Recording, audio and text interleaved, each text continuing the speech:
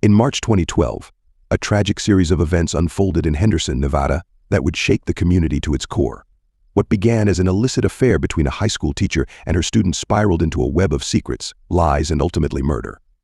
This is the story of Lucas Miller, a 19-year-old student whose relationship with a teacher ended in a grisly crime. Lucas Miller was a senior at Westview High School in Henderson, Nevada. He had a troubled reputation among his peers and teachers, having been held back twice due to poor academic performance and frequent disciplinary issues. This made him older than most of his classmates, a fact that only added to his difficulties in school. Lucas struggled to focus in class, and his frustrations often led to outbursts. He was known for skipping classes and occasionally getting into fights. Teachers viewed him as a problem student, while his peers saw him as someone not to be provoked. Rumors circulated that Lucas was involved in selling marijuana to make extra money, though nothing was ever proven. His part-time job at the local discount store wasn't enough to cover the costs of supporting himself and his single mother, Olivia. Lucas's home life was far from ideal. Olivia worked long hours as a waitress at a popular casino on the Las Vegas Strip, but her secret life as an escort was something Lucas never fully understood. All he knew was that strange men would occasionally visit their house, and his mother never explained why. Despite his tough exterior, Lucas wasn't all bad. Some friends described him as loyal and protective, especially of his mother. He had dreams of leaving behind his troubled past and moving on to something better, though he rarely spoke about what that better might look like. In the days leading up to his death in March 2012, Lucas seemed more on edge than usual. He'd been fighting with his mother over money and his future. Olivia wanted him to quit dealing and focus on finishing high school, but Lucas was already considering dropping out. His grades were too low to graduate that year, and he saw little point in continuing. Lucas kept his personal life private. Only a few people knew about his secret relationship with his high school English teacher, Melissa Carter, who had been supposedly tutoring him after school.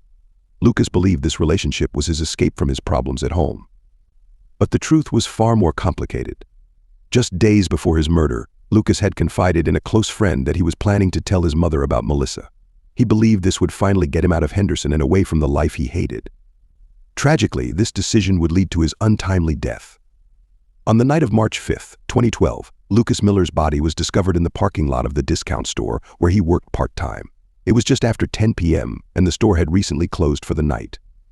Lucas had finished his shift and was headed to his car, a beat-up 2004 Honda Civic, when the shooting occurred.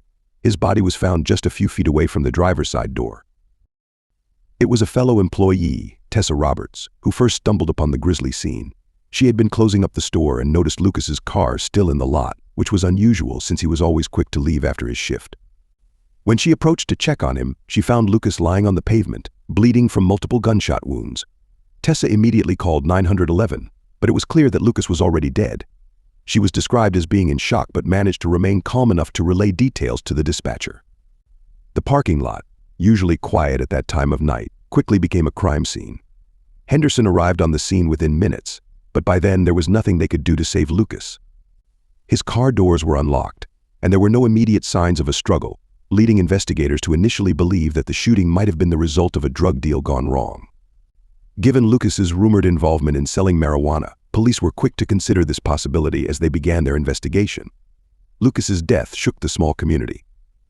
The discount store parking lot, a typically mundane space in the heart of suburban Henderson, was now the center of a murder investigation. Residents who often shopped there during the week were left questioning what had happened in their seemingly safe neighborhood. When Henderson police arrived at the scene, the case initially appeared to be the result of a drug deal gone wrong. Lead detective Jason Ramirez, a seasoned investigator with over 15 years on the force, was assigned to the case. Ramirez, who had worked several high-profile homicide cases in the Las Vegas area, led a team of officers as they cordoned off the scene and began their investigation. At first glance, there was little evidence to suggest anything more than a botched drug transaction. Lucas's unlocked car had no signs of forced entry, and his body showed no defensive wounds, suggesting he didn't struggle before being shot. Officers found his phone in his pocket, and nothing appeared to be stolen. However, the small bag of marijuana found in the back seat of Lucas's car reinforced their initial theory. Detective Ramirez and his team focused on the possibility that Lucas had been dealing drugs the night of his death, and that the situation had escalated into violence. The theory was logical given Lucas's troubled past, but something didn't add up. As investigators combed through Lucas's phone records, security footage, and financial statements, their focus began to shift. There were no calls or messages suggesting a drug deal on the night of his murder. Surveillance footage from a nearby convenience store showed no suspicious activity in the parking lot during the time Lucas was killed. Additionally, the autopsy revealed that Lucas had been shot at close range, execution style, which felt too calculated for a random drug-related shooting. Detective Ramirez and his team began to consider other angles. Their attention turned to Lucas's home life, specifically his relationship with his mother, Olivia Miller. Olivia had a reputation for being secretive, and Lucas's friends mentioned that there had been growing tension between them in the weeks leading up to his death. Olivia's strange behavior after Lucas's murder, combined with inconsistencies in her alibi, raised red flags for the investigators. What began as a straightforward drug-related crime quickly shifted toward a far more personal motive. The investigation was about to uncover a web of secrets that would shock the entire community. Olivia Miller, Lucas's 37-year-old mother, was the first person detectives questioned. Olivia worked as a waitress at a popular casino on the Las Vegas Strip, but behind the scenes, she led a secret life as an escort, something Lucas never knew. He was vaguely aware that his mother would sometimes bring men into their small Henderson home late at night for sex, but he was under the impression it was just her promiscuous lifestyle. In reality, Olivia's job as an escort helped her make ends meet, and she kept that part of her life hidden from her son, fearing it would further strain their already tense relationship. During her interview with police, Olivia appeared calm, almost detached, despite her son's recent murder. She explained that her relationship with Lucas had been difficult for years, with him often staying out late and getting into trouble, including selling small amounts of marijuana to his classmates. When asked about the night of Lucas's death, Olivia was vague, stating that she was working an overnight shift at the casino and had no idea who might have wanted to harm her son. But as detectives probed further, Olivia dropped a bombshell. Lucas had been having an affair with his high school English teacher, Melissa Carter. Olivia revealed that she had known about the affair for some time, but had chosen not to interfere. She had discovered the relationship by finding sexually explicit text messages on Lucas's phone and noticing how often he stayed late after school for supposed tutoring sessions. Yet, despite learning about the illicit affair, Olivia didn't confront Lucas or Melissa directly. She rationalized it by believing that her son was old enough to make his own choices, and to her, Melissa provided Lucas with a sense of stability that Olivia herself couldn't offer. In Olivia's mind, the affair was one less thing to worry about, as she struggled to keep her secret life from unraveling. Her lack of concern over the inappropriate relationship, however, raised more suspicion with the investigators. Detective Ramirez noted that Olivia's calm demeanor and decision not to address her son's affair seemed unusual for a mother. Combined with her evasive answers about her own activities, Olivia quickly became one of the primary suspects in the case. Melissa Carter, a 42-year-old English teacher at Westview High School, was known for her calm demeanor and professionalism in the classroom. To most of her colleagues and students, she seemed like a dedicated educator. But beneath the surface, Melissa was hiding a shocking, scandalous secret. She had been having an affair with one of her students, Lucas Miller. The affair began when Melissa suggested that Lucas, who had been struggling academically, attend her supposed after-hours tutoring sessions. On the surface, it appeared that she was just trying to help him improve his grades. Not surprising, since Lucas had been held back twice due to poor performance and disciplinary issues, so extra attention from a teacher seemed like it might be the boost he needed. But Melissa had other motives. She was sexually attracted to Lucas, later telling investigators that she had wanted him from the start, primarily because of his physical appearance. Melissa used her position of authority to draw Lucas into a personal relationship, something not uncommon in such situations. Soon the line between teacher and student became blurred, with Melissa exploiting Lucas's vulnerabilities. Lucas was a troubled teen struggling with his family life and personal identity, which made him an easy target for manipulation. While Lucas may have enjoyed the attention from his teacher, it was clear that Melissa was in control of the relationship. When the police questioned Melissa, she initially tried to frame the relationship as professional. She claimed the tutoring sessions were part of her efforts to help a student in need. However, investigators had already gathered enough evidence to prove that their relationship went far beyond academics. Text messages, suggestive photos, and witness reports from other students and staff painted a clear picture of Melissa's inappropriate behavior. Under pressure, Melissa admitted to the affair but downplayed its significance. She portrayed herself as emotionally fragile, saying she had been filling an emotional void in her life with Lucas. Her confession revealed just how much she had blurred the lines between teacher and lover, showing little remorse for the damage she had caused. Melissa's obsession with Lucas raised serious concerns for the investigators. Her fixation on him, combined with her willingness to cross ethical boundaries, made them question whether the affair could have escalated into something more dangerous. Was Melissa involved in Lucas's death? Her emotional manipulation of Lucas and her failure to see the gravity of her actions left investigators with lingering suspicions about her role in the tragic events that followed. As the investigation into Lucas Miller's murder deepened, police stumbled upon an unexpected and shocking twist that changed the course of the case. In March of 2012, a routine background check revealed that Melissa Carter, Lucas's high school English teacher and secret lover, was married to none other than Lucas's estranged biological father, Robert Carter. This revelation was the turning point that took the investigation in a completely different direction. Melissa and Robert had been married for over 20 years and had built a seemingly typical suburban life in Henderson, Nevada. They had children of their own and were well known in their community. Robert ran a successful bar in town and was known for his charisma and sharp business acumen. However, beneath the surface, the Carters' marriage had long been marked by secrets and infidelity. Years earlier, newly wedded to Melissa, Robert had fathered Lucas through an extramarital affair with Olivia Miller, Lucas's mother, who worked secretly as an escort. She had raised Lucas alone, without any financial or emotional support from Robert. Unbeknownst to Melissa, the young man she had been having an affair with was actually her own stepson. She had no idea of Robert's past relationship with Olivia, or that Lucas was the result of that affair. The revelation was a shock to investigators, who immediately recognized the gravity of the situation. Melissa's illicit relationship with Lucas had not only crossed ethical boundaries but had also turned into a twisted, tangled web of family drama. The discovery left police wondering whether Melissa's feelings for Lucas had shifted once she learned the truth, or if she had known all along.